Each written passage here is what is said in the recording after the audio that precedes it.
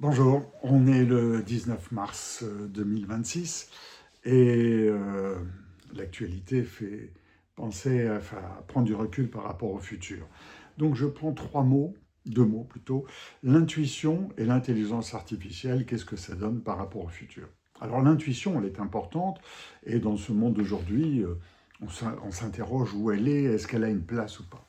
L'intuition, je vois deux définitions qui apparaissent. L'intuition, elle est rapide, elle est automatique, elle est très rapide, elle est immédiate, et c'est ce que Daniel Kahneman appelait le système 1. Et puis l'intuition aussi, elle est lente, elle est profonde, elle est experte, elle est là après un temps d'incubation. C'est ce que Daniel Kahneman, qui était donc prix Nobel d'économie, appelait le système 2. C'était sa définition, et puis il y en a d'autres. Il y a quelqu'un d'autre qui dit, il y a l'intuition rationnelle d'abord, et l'intuition paranormale ensuite. Donc, difficile dans notre monde rationnel, dans un monde de contrôle intellectuel, d'admettre que 9 décisions sur 10 sont intuitives et sont fulgurantes. Alors, comme un paradoxe, celui qui émet une intuition cherche rapidement à la justifier en la démontrant. Mais rapidement, ça prend parfois du temps.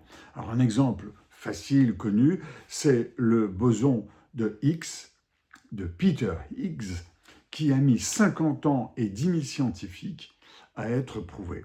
Donc l'intuition était juste, il a fallu simplement du temps. On a la même chose avec Einstein.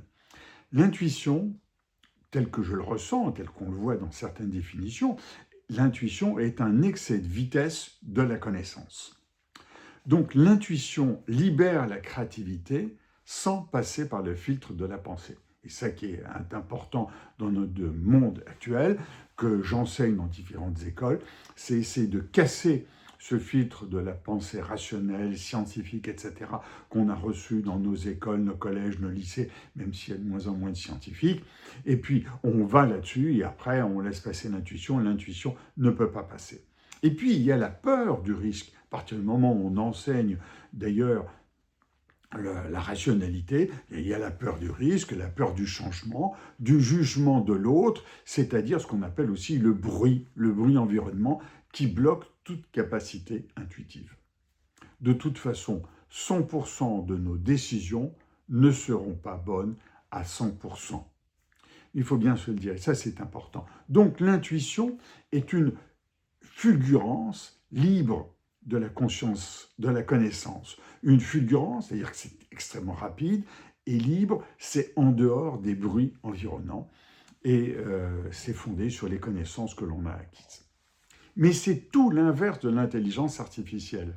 L'intelligence artificielle, c'est des données les plus nombreuses qui soient, dans le sens le plus convenu, puisque celles qui émergent sont celles qui sont le plus reconnues de l'ensemble. Et pour aller dans le sens, on peut aller effectivement dans le sens le plus rare, le moins convenu, et dans le sens de la... On est toujours dans le sens de la logique, mais pour qu'on aille dans le sens le plus rare, le moins convenu, il faudra qu'on ait l'informatique quantique pour que l'intelligence artificielle ait les moyens de quitter l'expert, de quitter la connaissance, la logique, pour aller vers l'amateur, le novice, le candide, et c'est ce qu'apportera l'informatique quantique. En revanche, l'intelligence peut illustrer ce que lui demande l'homme, mais l'homme, lui, a toujours cette faculté de création, de créativité et d'intuition telle qu'on en a parlé. Et l'homme a la faculté, lui, de rapprocher les idées entre elles, ce que ne sait pas faire l'intelligence artificielle, sauf qu'elle le fera avec le quantique. Je voudrais prendre deux exemples qui me concernent, dans lesquels deux exemples de prospective, de futur, de ce qui était à l'origine une intuition et que j'ai démontré par la suite. La première, j'en ai parlé plusieurs fois ici, c'était il y a plus de 20 ans, puisque c'était je crois en 2023, enfin j'avais commencé vers... pas en 2023, en 2003, j'avais commencé vers 97-98, et j'avais considéré le futur des hypermarchés, et je considérais deux critères qui me semblaient importants pour le futur des hypermarchés, dont j'avais des doutes. C'était la baisse de la taille des ménages, qui était passée 3,3 personnes par ménage en 1960-63 à 2,2 personnes vers 1995. C'est d'une part donc la taille des ménages qui baissait et d'autre part le temps consacré à l'achat d'un produit pour démontrer que les hypermarchés de plus de 12 000 m² n'étaient pas adaptés à l'évolution de la société. Et il a fallu 10 ou 15 ans pour voir les hypermarchés réagir et diminuer des surfaces de 25 000 à 20 000 m², puis de 20 000 à 15 000, etc. On a vu cette diminution-là. Demandez à l'intelligence artificielle depuis quand le temps d'achat est pris en compte dans l'évolution du commerce. On vous dira en général que ça a été pris en compte à partir du e-commerce qu'on a commencé à voir apparaître 2005-2010. Donc il y a moins de temps que je ne l'avais fait. Le deuxième point, c'est, j'insistais sur depuis 2 ans, j'insiste sur le fait de la géothermie ultra profonde à plus de 2000 mètres, qui est une part de la solution de l'énergie sans limite. On le voit aujourd'hui avec la guerre qu'il y a en Iran. Or, depuis 2 ans, justement, depuis 2 ans, on se rend compte que les investissements dans les énergies renouvelables doivent être à présent limités. On le voit avec le plan d'énergie de l'Europe et de la France, et que l'hydrogène est une énergie insoluble car beaucoup trop chère à obtenir et polluante à la base. Pour obtenir de l'hydrogène qu'on va utiliser, il faut prendre de l'hydrogène vert, de l'hydrogène bleu, donner la couleur que vous voulez, vous la transformez, donc on pollue et c'est cher. Et la géothermie ultra profonde attend son heure de vérité. Cela viendra. Il faut être patient, c'est comme ça la prospective. Vérifiez sur votre moteur d'intelligence artificielle, il n'y a rien sur l'énergie ultra profonde. J'ai bien dit ultra profonde, pas l'énergie à 10 mètres, 20 mètres, 50 mètres, jusqu'à 200 mètres. Donc on pourrait multiplier les exemples comme ça d'intuition qui ne viennent pas du tout de l'intelligence artificielle et qui parlent du futur. Le futur est tout sauf une ligne droite.